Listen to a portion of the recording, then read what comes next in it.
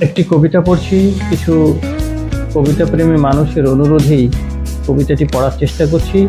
কবিতাটি অতি বাস্তব কথা নিয়ে লেখা। কবিতাটির নাম হচ্ছে ভালো নেই, শুধু বেঁচে আছি। ভেতরে শূন্যতা, শুধু ফুসফুস বাতাস টানছে। দিন কাটে যান্ত্রিক নিয়মে, হাসির অভিনয়। জমে থাকা কান্না লোকায় ব্যস্ততার আড়ালে।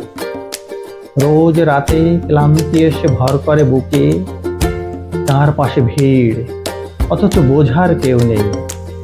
স্বপ্ন মরে গেছে, এখন শুধু দায়িত্বের টান। হৃদয় পাথর, কোনো অনুভূতি আর ছোঁয় না।